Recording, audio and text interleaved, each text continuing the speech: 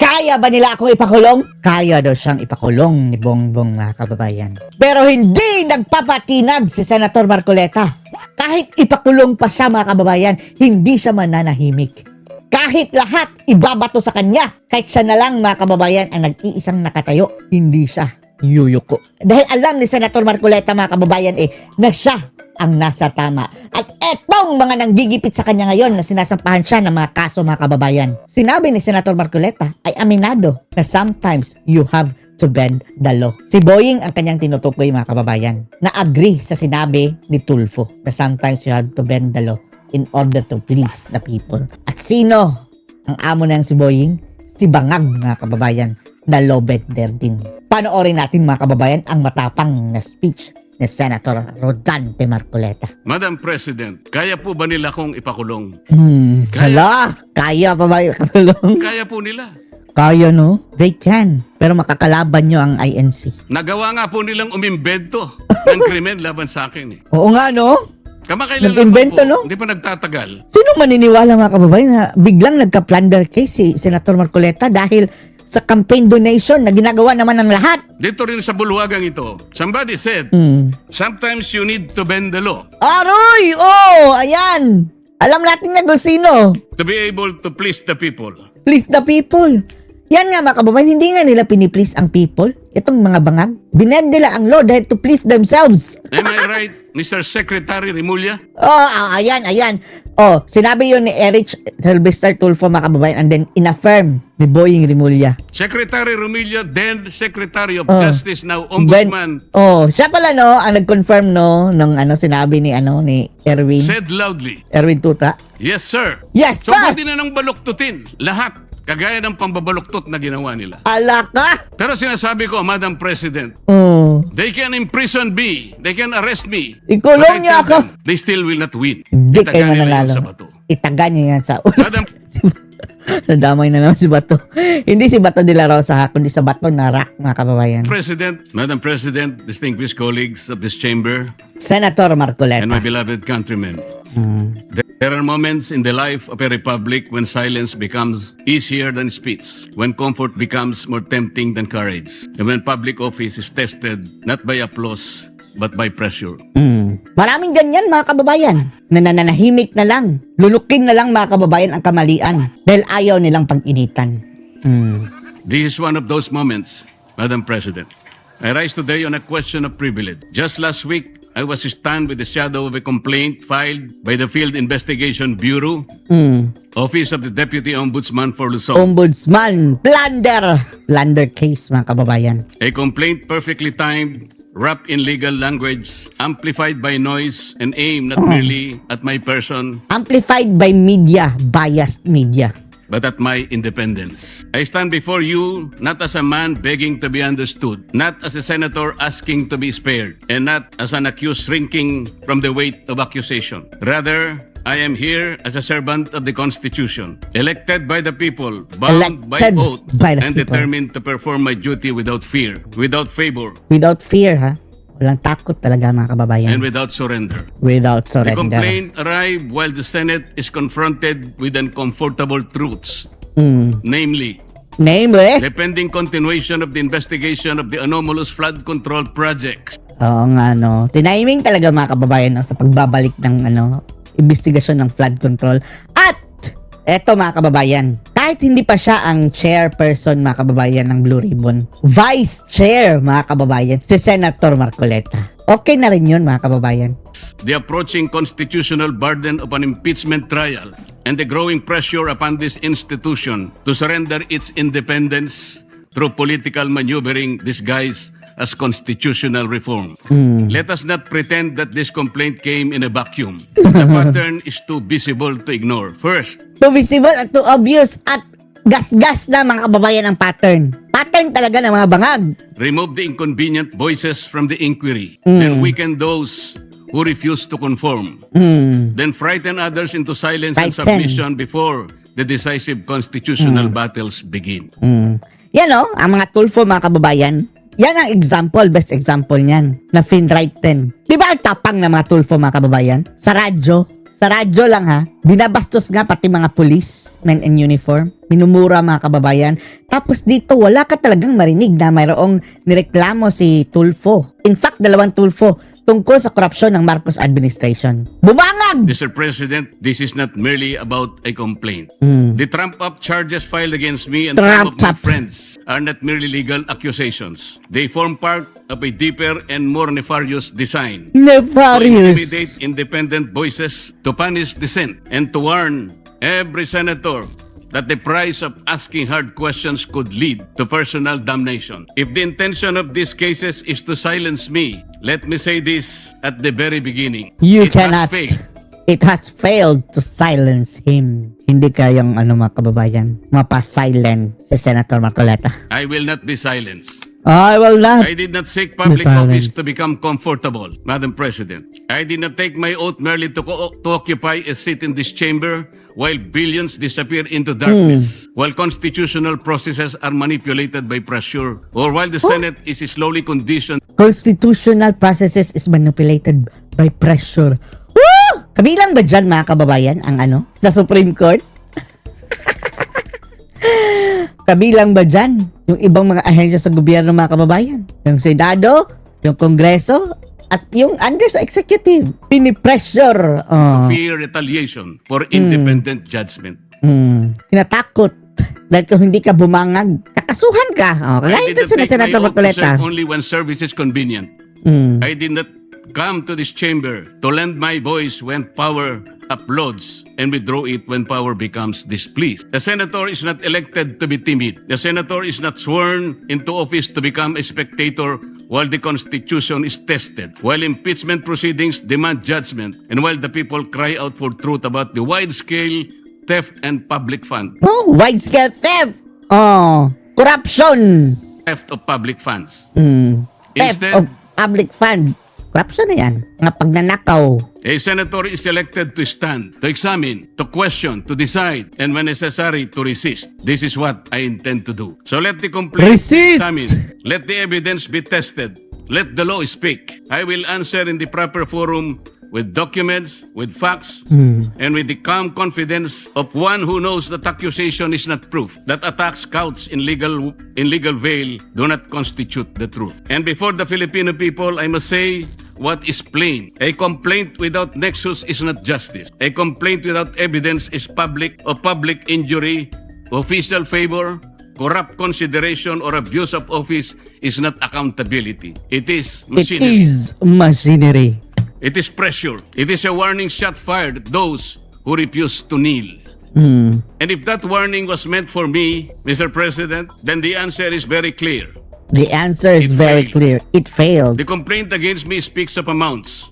It speaks of dates. Ang problema niyan mga kababayan, no, kung isabay-sabay silang hulihin, no? Itong mga majority senators, kukulang na sila sa boto. It speaks of suspicion, but suspicion is not evident. Amount is not corruption. Political inconvenience is not probable cause. An accusation, no matter how loudly repeated, is not proof. Ulit-ulit pa sa media, no? It is a theater. It is pressure. It is machination. Let me Machination! state the legal defenses plainly on the allegations against me. The law did not define the limits of liberality among friends. They did not say that friendship must stop at a number chosen by one's accusers. They did not say that generosity becomes criminal merely because the amount is substantial. What the law forbids is not liberality. It forbids corruption. What it condemns is not friendship. It condemns the sale of public duty. At least I stated the truth. At least I faced the issue. At least I did not hide behind silence. So I ask, what of those who receive support, gifts, donations, favors, or assistance for their own electoral campaigns and keep them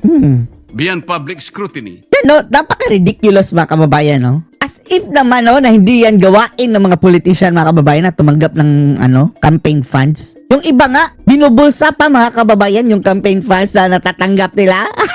marami tayong alam niyan. Mga presidentiables mo dati mga kababayan. Ang daming nakuha na initial na campaign funds. Tapos, di baling matalo. Basta mayroon na lang campaign funds.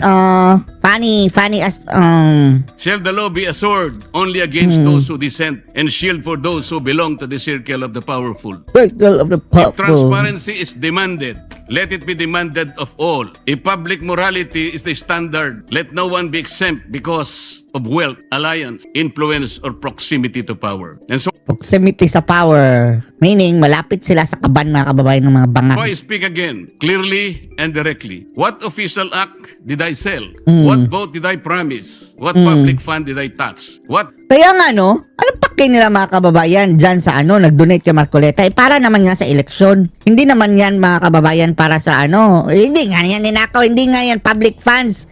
Hindi yan fund ng gobyerno. Plunder? Di ba kung plunder mga kababayan, kumuha ka ng pera ng bayan? Bakit gobyerno ba ang nag-donate kay Senator Marcoleta? What a joke. government contract was delivered? What favor was asked, promised, or given? If they cannot answer these questions, then this complaint is not the pursuit of justice. It is a deliberate attempt to silence dissent. Silence But dissent. this is- Ang problema niyan, malulusutan yan mga kababayan ng Senator Marcoleta. Pero paano kung ipapakulong lang sila mga kababayan, patatagalin ang kaso, hindi i-grant ng bail dahil non-bailable yan eh. Kahit pa mapatunayan mga kababayan na wala siyang kasalanan, tapos na ang laban. Pasado na ang charter change. Larger than me. This is not a fight for one man. This is not a fight for one faction. This is not a fight for political survival. This is a fight for whether the Filipino people may still have senators capable of questioning, investigating, judging, and speaking freely without fear or favor. When Kaunti na lang kayo. this chamber is called upon to sit in impeachment proceedings, we are not merely politicians. We are senator judges. We are bound to listen, to weigh evidence, to apply the Constitution, and to act according to our conscience. That responsibility cannot be curtailed by fear, pressure, harassment, or manufactured Tatak Marcos kasi Senator Marcoleta Tatak Marcos. accusation. No one should be allowed to intimidate a senator judge into silence. No one should be allowed to punish a member of this chamber for ensuring that impeachment must be governed by law, evidence, due process, and conscience. Whether one favors or opposes any party in those proceedings, that's not the point. The point That's not is the point. whether the Constitution shall speak above political convenience. I will perform that duty, Madam President. I will listen. I will weigh the evidence. I will obey the Constitution. I will not prejudge. I will not be dictated upon. I will not surrender the independence of my vote to any power outside this chamber. Even if the path becomes lonely, I will walk it. Even if the attacks become heavier,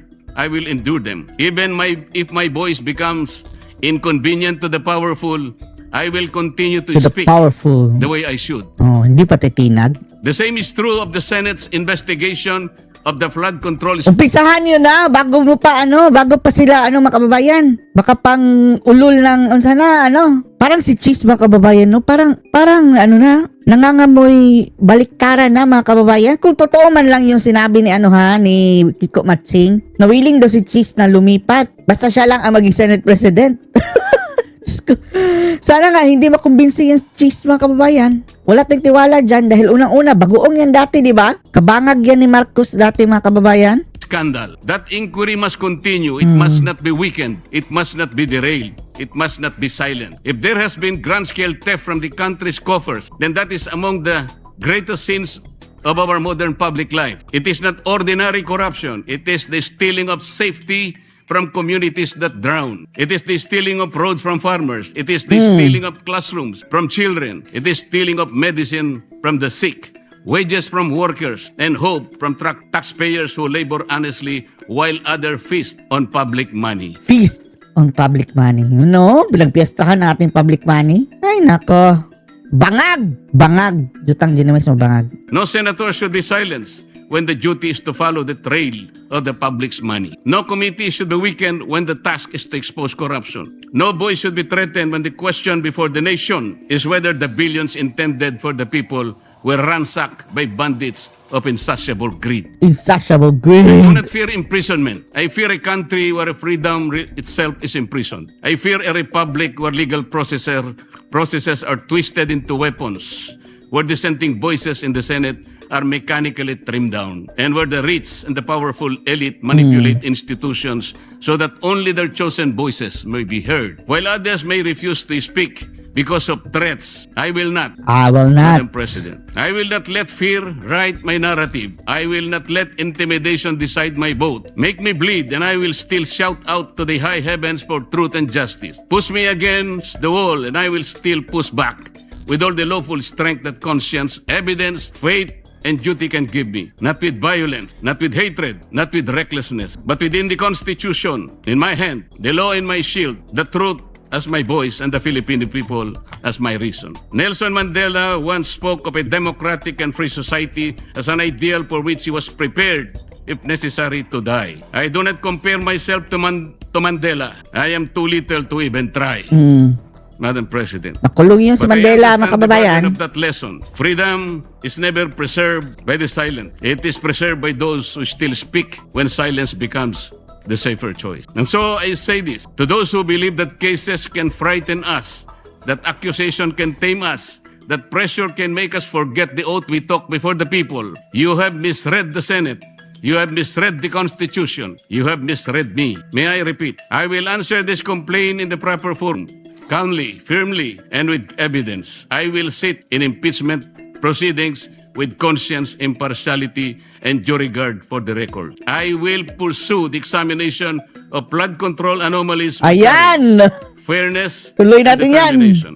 Flood control. I will not allow public funds meant to protect our people from floods to disappear into the hands of those who already have too much. Too I will much. not allow the greatest theft of our time to be buried under intimidation. Even if I am the only one left standing, I will stand. Even if my voice is the last one they wish to hear, I will still speak. Even if the path becomes lonely, difficult, and costly, I will continue because the oath I took was not ceremonial. It was not a line recited for record. It was a solemn charge from the Filipino people to defend the Constitution, to guard the public trust, and to act with courage when silence becomes convenient. Let those who weaponize the law answer to history. Let those who steal from the people answer to justice. Let those who seek to silence dissent understand this. A senator who remembers his oath cannot be purchased by comfort, cannot be subdued by threats, and cannot be defeated by fear. Madam President, kaya po ba nila kong ipakulong? Hala, kaya pa ba yung katulong? Kaya po nila. Kaya, no? They can. Pero makakalaban nyo ang INC. Nagawa nga po nilang umimbento ng krimen laban sa akin. Oo nga, no? Kamakailan Nag-invento, lang po, no? hindi pa nagtatagal. Sino maniniwala, mga kababayan, na biglang nagka-plunder case si Senator Marcoleta dahil sa campaign donation na ginagawa naman ng lahat? Dito rin sa bulwagang ito, somebody said, sometimes you need to bend the law Aroy! Oh, ayan! Alam natin na kung sino. to be able to please the people. Please the people. Yan nga, mga kababayan, hindi nga nila piniplease ang people. Itong mga bangag. Binend nila ang law dahil to please themselves. Am I right, Mr. Secretary Remulla? Oh, ayan. Oh, sinabi yun ni Erich Sylvester Tulfo, mga kababayan, and then inaffirm ni Boying Rimulya. Secretary Remulla, then Secretary of Oh. Justice, now Ombudsman, Siya pala, no, ang nag-confirm, no, nung sinabi ni Erwin. said loudly, Erwin Tuta. yes, sir. Yes, So, sir! pwede na nang baluktutin lahat, kagaya ng pambabaluktot na ginawa nila. Ala ka! Pero sinasabi ko, Madam President, Oh. they can imprison me, they can arrest me. Ikulong But I niya tell ako. them, they still will not win. Hindi Itaga kayo nila yun mananalo. sa bato. Itaga niyo yan sa ulo. Madam Nadamay na naman si Bato. Hindi si Bato de la Rosa, ha, kundi sa Bato na rock, mga kababayan. President, before ending, let me share the declarations of our Lord God in Isaiah 54:17. Isaiah. No weapon forged against you will prevail. You will refute every tongue that accuses you. This is the heritage of the servant of the Lord. This is their vindication from me. Maraming salamat po. Thank you. Attorney, ang akin kasi, ang iniinsulto nila hindi lamang yung Pilipino as a whole. Para sa akin po, Supreme Court ang iniinsulto nila doon, ha. I don't know why wala pang sumisita doon, no? Kasi para na rin nilang sinabi na kayo sa Supreme Court, hindi nyo kaya to. That is completely untrue, una sa lahat, and it is also completely disrespectful. Lalo na, at ito, tinatrabaho nga nila, nagpapailang OSG ng comment, nag-umagana naman, di ba? Nagbabalikan tayo ng sagot. O bakit hindi gagana? Kaso ngayon, may nilabas tong NBI na, without delay daw. Ang pag-aresto kay Again, Senator alam mo, if you want to just understand the big picture, yung executive, minamadali. Ito, it's very clear, may evidence yan dahil nung Lunes pa lang, yung sinabi ng NBI, aarestuhin nila si Bato. Tapos may binugbog na usaha. Bukod sa inabol si Bato, may binugbog. Tapos di umano, may mga naririnig na lumilipad di ba doon, di umano yon kasi walang reports. Pero I got that from a reliable source. Tapos may drilling na may mga locksmith doon na hindi ko alam kung Binabantayan yung paintings. binabantayan daw yung mga paintings, no? Tapos nag-add na lang daw ng bolts. Oo. Alam nyo, nakakatawa na nga. Pero the clear intent is there. Nagmamadali yung executive at ayaw nilang dumaan sa judicial scrutiny. Bakit? Kasi may hindi naman foolproof. Pero maganda ang sistema kasi ng korte. Doon kasi palakasan lang ng boses at ng kapangyarihan. Sa korte, hindi ganoon. Let's go back to dun sa issue na tinanong ni paring RJ, yung sa kay Ces Drilon, Ay, na, hindi, diretsuhin na natin. Sinasabi kasi nila, humingi siya ng backup mula kay Ed Lingao. Humingi siya ng backup na bawal daw, ibig sabihin, kailangan i-serve personally. Mali daw yung sinasabi mo na Hindi. ibigay sa abogado. Now, what's your side? kasi nga, ang nangyari po sa interview niyon, I tried very hard na makasingit po doon. And until now, I try very hard to respect her kasi matagal na po siya sa industriya. Kaya po putol-putol yung sinasabi ko.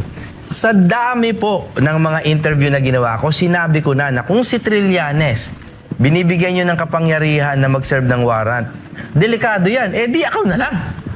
I've been saying that kami na lang ang magsaserve. Bakit? Kasi hindi naman ito local warrant.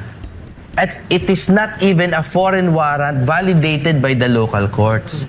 It is simply a questionable foreign piece of paper. Kaya ang sinasabi ko, bakit nyo isa-serve na suhulihin nyo? For the safety of my client, wag na kayo. Kung pwede rin lang si Trillanes, ako na lang. Kaso, before I could even make that slightly humorous but challenging point, naputol na ako. Pero attorney, nakita mo na ba? Oo. Nakita nyo na yung warrant? Kasi di ba, ako hindi pa, hinihingi, pero- di ba?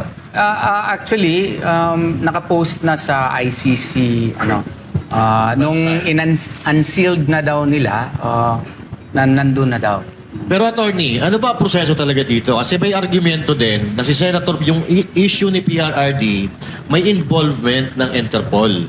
Etong kay Senator Bato de la Rosa, walang involvement ng Interpol Ano ba talaga yung proseso? Sa simpleng paliwanag, from ICC, mapupunta sa Interpol, then PCTC, then what's next? And then after PCTC, sa aming pag-understanding na, and if it is processed already, then they can, transpose it, inform the different law enforcement agencies.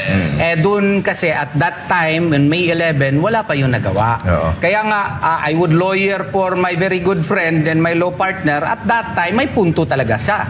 Because in the first place, we do not have the procedural mechanism Wala nga nga. and in the Philippines as to how to serve the said warrant of arrest. Yun nga. So, kumbaga, how can it be that a private person would serve a warrant of arrest when there is no proof that he has been deputized by the ICC to serve such warrant of arrest? Has he been appointed as a sheriff of the ICC? There is no proof of that. Attorney, i-follow ko lang sinabi niya. Yung so pag binigay na dun sa Interpol, okay na ba yun? Hindi, PCTC pa.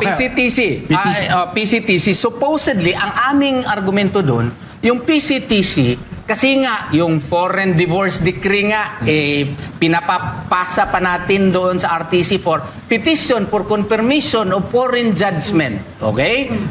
So, ang sa amin doon, it would be the job sana if there is a procedural mechanism, suggestion namin, idaan yan sa local court ng PCTC. Idaan yan kay para ipa-confirm muna, and even if we will be quarreling as to what will be the procedure. And why will be quarreling as to what will be the procedure? Kasi nga, hindi kayo nagbigay ng procedural mechanism as to how to effectuate surrender, di ba? Kung i-follow natin yung hindi namin nare-recognize under Article 59, shortened version yun. 3 questions lang yun. Is this the person who is the, what you call this, the subject matter of the arrest? No?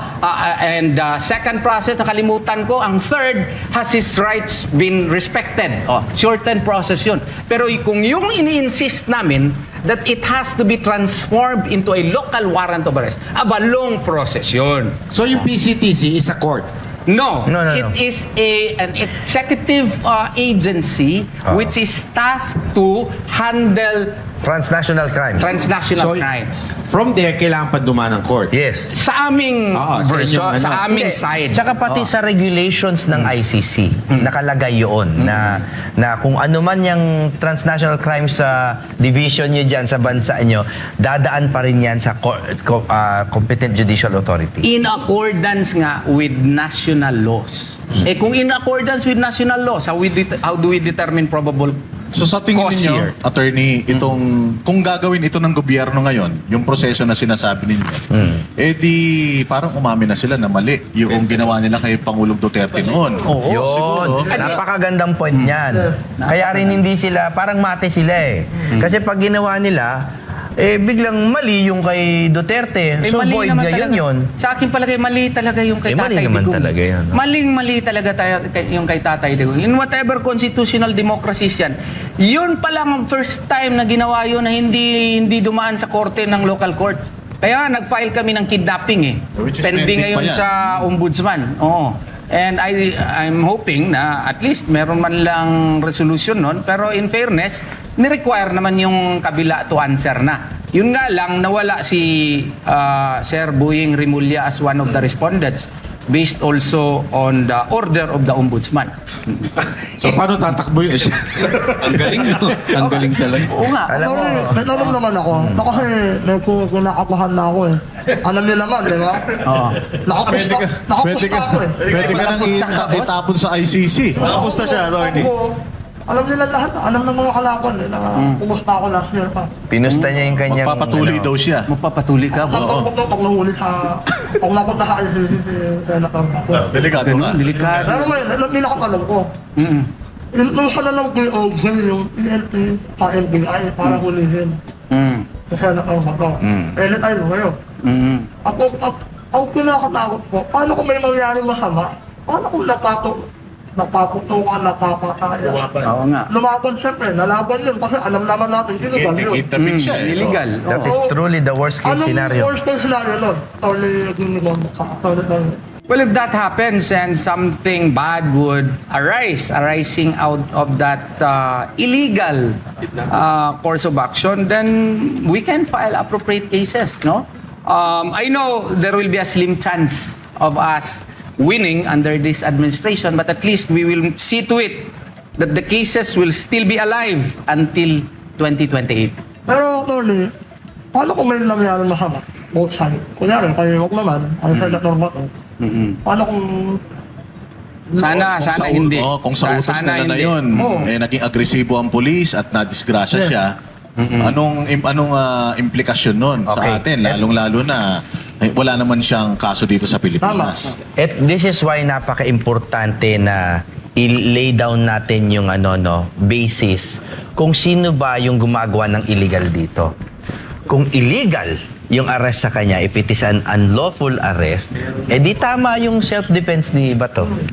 Pero kung sabihin ng gobyerno na legal yung arrest at sabihin ng Supreme Court na legal yung arrest, di fugitive si Bato, resisting arrest pa. Murderer pa. Kaya alam, may presumed regularity ngayon kung anong gawin ng gobyerno, tama pa for now. Kaya nga, I am reminded of a Latin phrase, di ba? Qui custodiet ipsos custodes. Who will police the police? Di ba? Sino ba nagpupulis dun sa police? Kaya nga, ang magiging ending talaga nito, let's face it, power dictates lawfulness. No? So, ang hope na lang natin is tumagal ito enough until our administration goes back to a level of Sanity. tolerable sanity. So, kayo palang mga attorney, doon na pala kayo manunumpa sa ICC. Pag, kasi parang babaliwalain nila yung ano natin dito. Hindi, kumukuha na nga ako ng ICC clearance, di ba? Imbis sa NBI. Kasi meron din, may sinabi yung DOJ kahapon sa kanilang press conference na ang sino man, katulad nito, yung kay Senator Robin Padilla, kung sino man daw ang tumulong kay Bato para makatakas, mananagot sa batas. Batas saan? Dito o sa ICC? At saka meron ding isa, yung kasama mo, yung kaibigan mo, na abogado din, na sabi nga ni Banat Bay, yung DPC. Yung Petit. Oo, yung DPC. Sabi din niya na kailangan daw, sampahan na ng kaso sa ICC. Etong si Robin Padilla for yung pagtakas nga daw. Okay. Bago sumagot si Atty. Torion, I'm sure he has many thoughts. Pero sana po yung mga kababayan natin nakikita na po. Sana po nakikita na ninyo kung gaano ka gulo na at kung gaano ka walang batas na, walay balaod. No? good. Wala na talagang mangyayari sa Pilipinas kapag nangyari yan. Magkakagulo na, and that is a precursor to baka magka-civil unrest na, which we don't want, which nobody wants. Kasi kumbaga, pagdating sa point na yun, magsasakitan na tayo niyan, no? And I really don't want that to happen. Pero what do you think is the solution? As to the solution, only Allah subhanahu wa ta'ala can really guide us, no? And we need more prayers because I'm afraid if I will speak out my mind, a sedition case might be filed against me or Hindi other kaya, cases. attorney, masingit ko, ang solusyon dito, magdesisyon na ang korte. Kasi Malaking may side bagay. kayo, may side sila. Kanya-kanya tayong side. Sino magde-decide? Hindi dapat yung korte. Ang tataka ko, bakit medyo matagal? Kasi ilang PRRD pa yung matatangay bago sila magde-decide. Ako nang sasagot, hindi sila pwedeng sumagot doon. Delikado sila. Wala, malabo. Pero we leave it really up to the people na to respectfully call on the magistrate. No? Kasi hindi naman po masama yun. Sa totoo, kung minsan we overreact, we are overly cautious. Pero sa totoo, hindi naman po bawal manawagan sa Korte Suprema if you are being very polite. Yung tawag being naman, di ba, respectful. attorney, na hindi kung kanino pabor. Yung tawag lang na mag-decide agad. Oo, and many people have done that. Hindi naman sila nakasuhan. Kami lang, out of a restraint, no? Siyempre, hindi na namin gagawin yan. Pero, of course, people can do that. Ang gusto ko lang i-add dyan, specifically with respect to the good Secretary of Justice, no?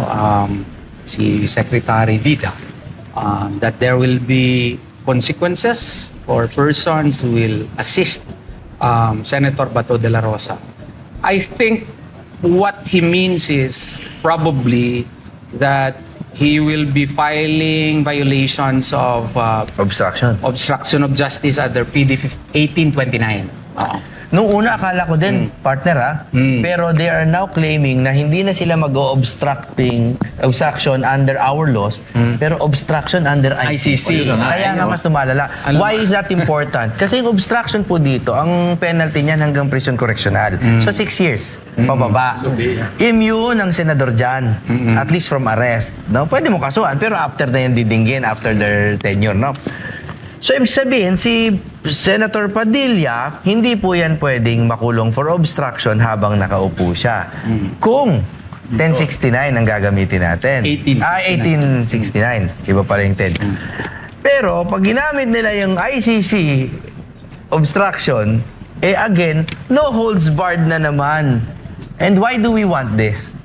Again, it is pagmamadali. Country na tayo ngayon. Oo nga eh. 4 branches Pero under na. PD 1829 kasi, sa akin is, it assumes there are 5 modalities of committing a violation under PD 1829. But all of which presupposes that you have committed a crime. Dito Correct. wala namang crime eh. Nasabi na nga ng aking magiting na partner, yung konsepto, nullium crimen, nullia poena sine lege. There is no crime when there is no law punishing it. What crime has a person committed when there is no crime here in our country? And if they will charge it in the ICC, ayan, iba na naman yan. Kasi nga, March 17, 2019, hindi na tayo party doon sa ICC. So how can that person commit a crime for a treaty of which we are no longer a party, and today is already 2026. So whether you charge him for a non-existing crime in the Philippines or an alleged crime in the ICC, that cannot attach to my humble mind simply because of the fact that here there is no crime and we are no longer a party. The provisions of the statute will only apply within the period of the Philippine situation, which is 2011 up to 2019. So yun po ang ating